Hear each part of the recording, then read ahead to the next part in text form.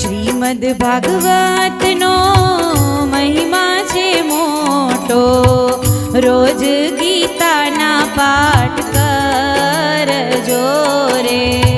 શ્રીમદ ભાગવતનો મહિમા છે મોટો, રોજ ગીતાના પાઠ કરજો રે.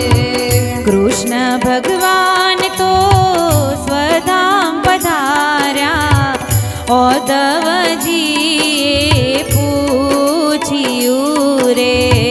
કૃષ્ણ ભગવાન